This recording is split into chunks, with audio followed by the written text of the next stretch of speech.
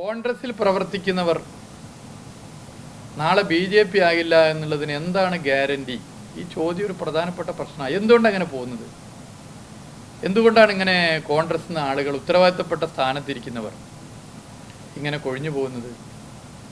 കോൺഗ്രസിനകത്ത് പ്രത്യേകിച്ച് ഇപ്പോൾ കേരളത്തിൽ ആൻറ്റി ലെഫ്റ്റ് രാഷ്ട്രീയം മാത്രമാണ് കുത്തിവെക്കുന്നത്.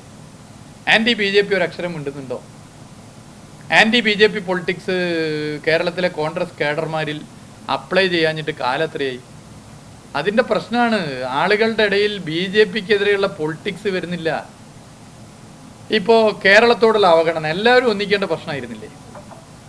കേരളത്തിലെ ജനങ്ങളെ ആകെ പ്രയാസത്തിലേക്ക് തള്ളിവിടുന്നൊരു നിലപാടല്ലേ? അതിൽ എല്ലാവരും ഒന്നിക്കേണ്ട വിഷയത്തിൽ കേരളത്തിലെ ധനകാര്യ വകുപ്പ് മന്ത്രിയെ ഒറ്റയിരുന്ന് ആക്രമിക്കാനല്ലേ കേരളത്തിലെ കോൺഗ്രസ് നേതാക്കന്മാർ ശ്രമിച്ചത്? മുഖ്യമന്ത്രിയും സർക്കാരിനെയും ആക്രമിക്കാനല്ലേ ശ്രമിച്ചത്? യഥാർത്ഥത്തിൽ അതിൻ്റെ കാരണം എന്താണെന്ന് അറിയാത്തവരാണോ അവർ? അപ്പോൾ അവിടെയും ആൻറ്റി ലെഫ്റ്റ് പൊളിറ്റിക്സാണ് കേരളത്തിലെ കോൺഗ്രസ് നേതാക്കന്മാർ അപ്ലൈ ചെയ്തിട്ടുള്ളത്. അതാണ് അതിൻ്റെ ഒരു പ്രധാനപ്പെട്ട പ്രശ്നം. ഇതിപ്പോൾ ചേർന്നാലേ ഇതാണിപ്പോൾ ഒരു പ്രശ്നം. പത്രസമ്മേളനം നടത്തുമ്പോൾ ഈ കോൺഗ്രസിന് BJPയിലേക്ക് മാറുന്നതിൻ്റെ അപ്ഡേഷൻ എടുക്കൽ വലിയ ബുദ്ധിമുട്ടാണ്. നടന്നുകൊണ്ടിരിക്കുമ്പോൾ ആൾ മാറും. അതപ്പോൾ ഒരാൾ മാറിയെന്നത്. ഞാനിത് തമാശയായിട്ടോ സന്തോഷത്തിലോ പറയുന്നല്ല കേട്ടോ. ഇപ്പോൾ അങ്ങനൊരു വാർത്ത വരുന്നു എന്നുള്ളതാണ്. ഞാൻ എന്തായാലും അതിലേക്ക് കിടക്കുന്നില്ല. അതൊരു ഇപ്പോൾ മാറിയെന്നല്ലേ പറയുന്നില്ലേ? ഇപ്പോൾ മാറിയെന്ന് പറയുന്നു. അതിൻ്റെ വസ്തുത എന്താ? ഇതാണ് പ്രശ്നം. ഞാനിപ്പോൾ മാറിയൊരു 10-34 ആളെ പേരിങ്ങനെ എഴുതി വെച്ചു. ഇപ്പോൾ പെട്ടെന്ന് മാറുക. ഇതാണ് ഇതിൻ്റെ ഒരു പ്രശ്നം. എന്തുകൊണ്ട് ഇങ്ങനെ മാറും? കേരളത്തിൽ പരിശോധിച്ചാൽ കേരളത്തിൽ ഈ ഒരു പൊളിറ്റിക്സ് അപ്ലൈ ചെയ്യുന്നില്ല. അതുകൊണ്ട് കേരളത്തിലെ കോൺഗ്രസ് റാങ്ക് ആൻഡ് ഫയലിൽ ഇപ്പോൾ അന്ധമായ ഇടതുപക്ഷ വിരുദ്ധത മാത്രമാണ്. അതാണ് പ്രശ്നം. കേരളത്തോടുള്ള അവഗണന പോലെ തന്നെ മറ്റു പല വിഷയങ്ങളും നിങ്ങൾ എടുത്താൽ അത് കാണാൻ വേണ്ടി പറ്റും. അവിടെയൊക്കെ ഇതാണ് കാണാൻ പറ്റുന്നത്. എല്ലായിടത്തും ഇടതുപക്ഷത്തെ ഒരു അടിക്കുക എന്നുള്ള നിലപാടാണ്. അതിന് BJP ആഗ്രഹിക്കുന്നത് പോലെയാണ് കേരളത്തിൽ കോൺഗ്രസ് നേതൃത്വം പ്രവർത്തിക്കുന്നത്. BJPയുടെ രാഷ്ട്രീയമാണ് കേരളത്തിലെ കോൺഗ്രസ് നേതൃത്വം അപ്ലൈ ചെയ്യുന്നത്. അതുകൊണ്ടാണ് ഈ പത്മജമാരൊക്കെ ഉണ്ടാകുന്നത്. അതുകൊണ്ടാണ് ഇങ്ങനെ പലരും കോൺഗ്രസ് വിട്ട് BJPയിലേക്ക് പോകുന്നത്. ദൗർഭാഗ്യകരമായ കാര്യമാണ്. അത് വളരെ ദൗർഭാഗ്യകര കാര്യമാണ്. അത്തരം കാര്യങ്ങൾക്ക് ആക്കം കൂട്ടുന്നതാണ് ഇപ്പോൾ ആലപ്പുഴയിൽ CPMനെ പരാജയപ്പെടുത്തൂ, പകരം രാജസ്ഥാനിൽ BJPയെ വിജയിപ്പിക്കൂ എന്ന ഈ മുദ്രാവാക്യം.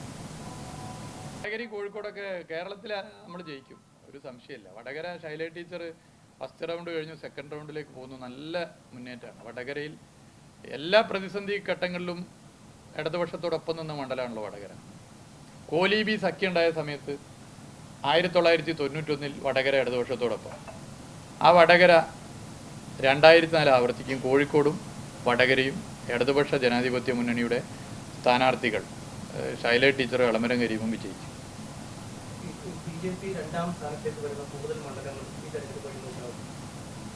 അങ്ങനെയും തോന്നുന്നില്ല. കേരളത്തിലെ ജനങ്ങൾ ആൻറ്റി BJP ആണ്. കേരളത്തിലെ ജനങ്ങൾ BJP വിരുദ്ധരാണ്. BJP അല്ല ഏത് മതവർഗീയ മൂവ്മെൻറ്റുകൾക്കും കേരളം എതിരാണ്.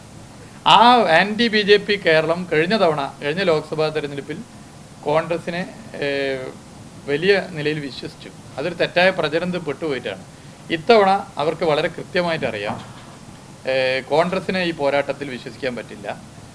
ഓരോ സംസ്ഥാനത്തിൻ്റെ രാഷ്ട്രീയ സാഹചര്യം അവർക്കറിയാം. ആ സംസ്ഥാനങ്ങളിൽ BJPക്കെതിരെ നേരിട്ട് ഫൈറ്റ് ചെയ്യുന്ന രാഷ്ട്രീയ പാർട്ടികൾ വിജയിച്ചു വരും. നന്നായി സംസാരിക്കുന്ന, ശക്തമായി നിലപാടെടുക്കുന്ന, BJPക്കെതിരെ വർത്തമാനം പറയാമെന്ന് എഴുന്നേറ്റ് പോലും നിൽക്കാൻ തയ്യാറാകാത്ത MP-മാർ കോൺഗ്രസിന് ജയിച്ചിട്ട് എന്താ കാര്യം? പകരം ശക്തമായി BJPക്കെതിരെ സംസാരിക്കാനും BJP ഇതര പാർട്ടികളെ ആകെ യോജിപ്പിച്ച് ഒരു ആൻറ്റി BJP മൂവ്മെൻറ്റ്, ഒരു ഗവൺമെൻറ്റൊക്കെ ഉണ്ടാക്കാൻ പറ്റണമെങ്കിൽ ലെഫ്റ്റിൻ്റെ എണ്ണം എന്തായാലും വർദ്ധിപ്പിക്കണം. ലെഫ്റ്റിനെ വിലക്ക് വാങ്ങാൻ പറ്റില്ല, റിസോർട്ടിൽ ഒളിപ്പിക്കണം.